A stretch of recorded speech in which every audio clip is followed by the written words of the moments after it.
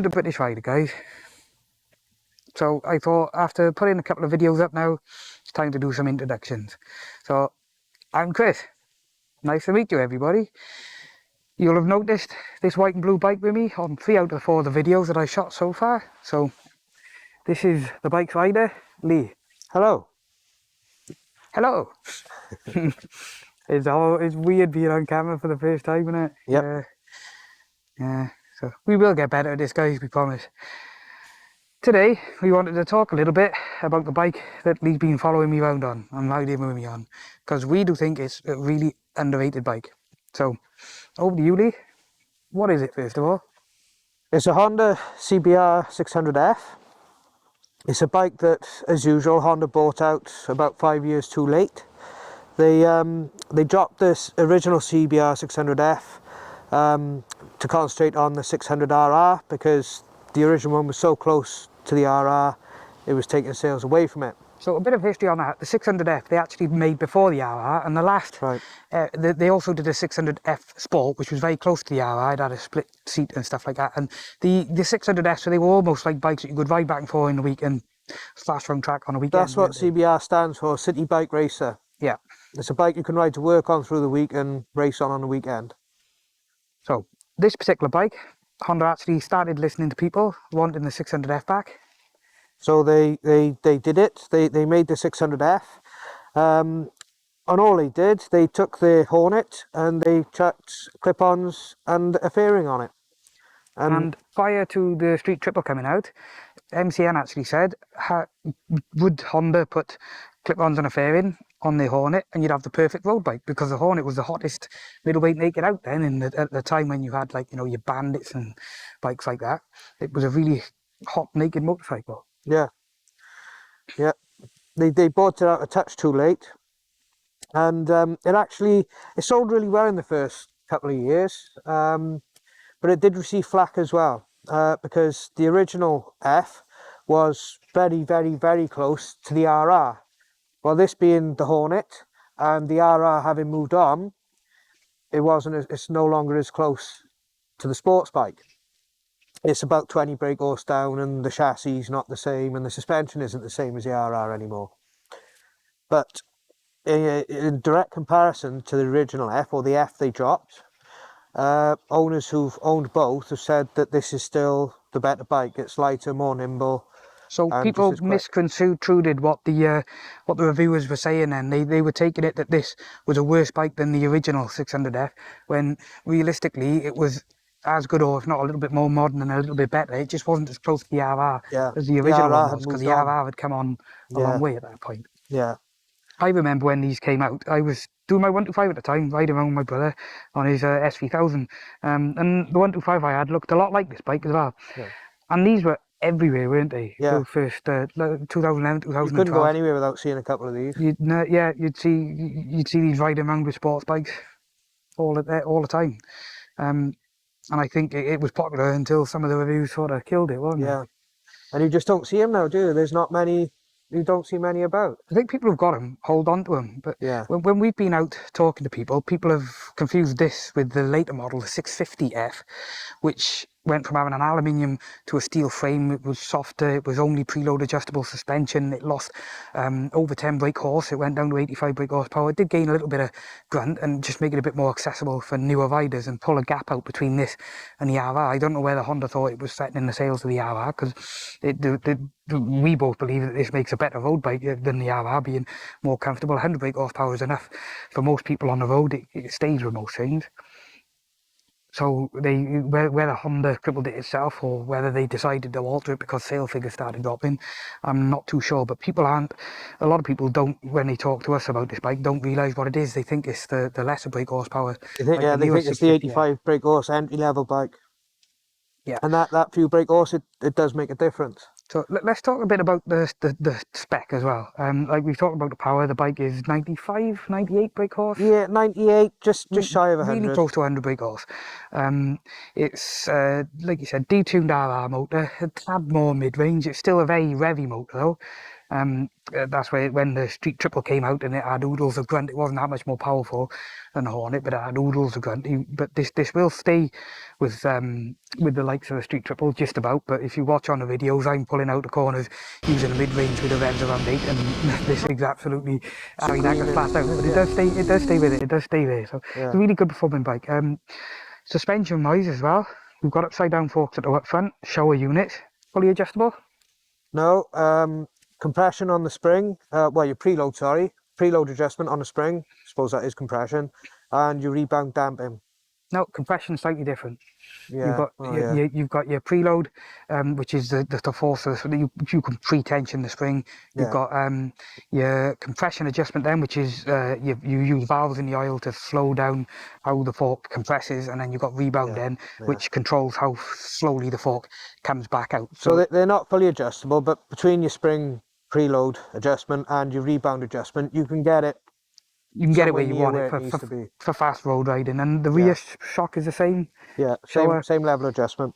So I mean, like when we'll talk again about the bike that came out and dethroned the Hornet, the Street Triple. When the Street Triple came out, it came out in a standard model and an R originally. The standard model had only had preload adjustable suspension, so the suspension on this was a little bit better. The R had KYB fully adjustable suspension, so a tad better than on this, but still making this a really competent, well handling motorcycle. Yeah. For when it was built, it's up there with where it needed to be spec wise. For a road going sports bike, it's there. It's right where it needs to be. It's 95% a full blown sports bike, which for most people most of the time is plenty. Yeah, definitely. They say under brake horsepower is a perfect number on the road, and it's got the chassis to handle that well as well. Yeah, it corners really well. It's not a full on sports bike chassis. It's not as stiff, but it doesn't need to be. Sub 100 brake horse, and it handles its power well. Yeah. Let's compare it a little bit like a bike they say better than the sum of its parts, and a bike that can really build with you, like the SV650. They reckon if that bike had 100 brake horsepower, it'd be a perfect road bike. It just lacks a little bit in the top end. Right? We both love SV650s. Yeah. They're better than the sum of their parts, and even though they've got quite basic components, for the entry Really level nice market, little bike. you can really push them a lot harder than like so the ER6F and stuff like that that were around at the time. And this is a very similar sort of thing, but it's got that extra brake horsepower, and it's got a decent chassis and decent components, and to handle that brake horsepower. So it's in a really nice sweet spot for being fast but without being too powerful for the road, and being comfortable as well. It's a bit roomier than the RR. It's not as tight on your hands and your wrists and your knees. Yes, it's not. It's got clip-ons, but it's not a wrist killer. I mean, I ride this all day long. I get off at the end of the day, no aches and pains, all good. I mean, if proper sports bike now would crucify me, I wouldn't be able to do it. Always has crucified me. I got a bad shoulder injury, which is why I've always had bikes that are a little bit more sit up. That's about the Street Triple's about as far as I can go before I start getting a dead arm, which isn't very good because it's the arm I use to pull the brakes as well. But the other parts we've got on the spec, then we've got the brakes at the front, very similar spec to again the Street Triple when it first came out, the non-R. We've got Nissan opposing calipers, non-radial mounted. What would you call that? Post mounted, isn't it? I don't know. But Standard mounting, I think non-radial, yeah. I think it's post mounted instead of radial mounted. But it's perfectly fine. The radial mount's a little stiffer, but again, a bike with this brake horsepower, this weight, they work perfectly fine. You can see we've got 3 pots here as well, instead of twin pot. So explain what that's about, Lee. The middle pot is part of the combined braking system. So when you press the back brake, rather than put on all of the front brakes, you've got the middle calipers. Just they pinch the brake, just so that you've got a bit of front braking while the back's on, and vice versa. The back, if you pull a handful of front, it'll use a little bit of back brake. And that just settles the bike down a bit. If you put a little bit too much back brake on going into a corner, a big thing that a lot of new riders do, they think the back brake's safer to use than the front, but as you brake, the brakes load the weight up onto the front wheel, and then they end up, because there's no weight on the back, slide in the back, and bringing in the front as well can help settle the bike down if you're pressing on a back brake going into a corner. Yeah. As you advance, you should really learn to trail brake with the front. Trail braking isn't into a corner properly, isn't using the back brake, it's actually using the front, but it's knowing when to let off before you overload the front wheel. But we won't get too much into that. the combined braking, some people feels a bit odd and some people don't like it, but It had, again, from hardcore old school experienced riders, it had a bit of stick because when I press the back brake, I don't want the front working, and vice versa. But I've done a track day on this, and it's a system that you don't know is there. I've gone piling corners all on the front brake because they tell you as a novice, don't use your back brake on a track because you end up with the back wheel sliding around. And gone in heavy on the front, and you just don't know the back brake's being operated, other than the fact it's not waving its tail around. So it's a system that's non-intrusive, and it does what it's designed to do. So the flak is a little bit unfair from people who haven't ridden the bike and don't really understand what it's there to do. yeah, To be fair.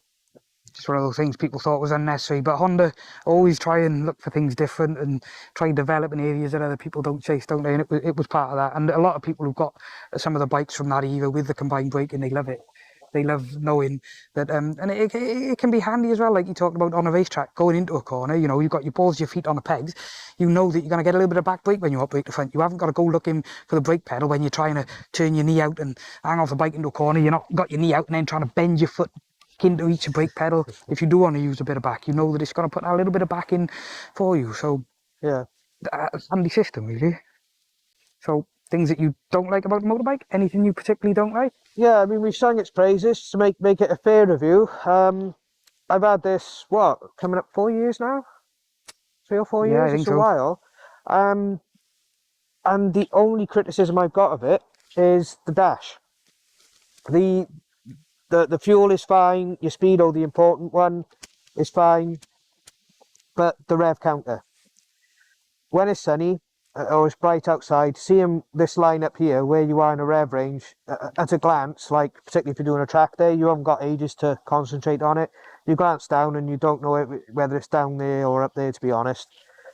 You got to do it off sound. And on a track day when it's noisy, there's other bikes coming past, or you're passing other noisy bikes, you just haven't got a clue what your bike is pulling. You was, when we did a track day, you was missing the last few revs, which is where you've got all your power on this bike as well, isn't it? So Yeah, yeah.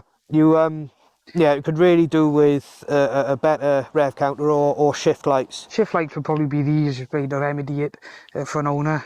Yeah. Put some shift lights on it on a dash. So it's not a small criticism, but that is my only criticism of it, the rev counter.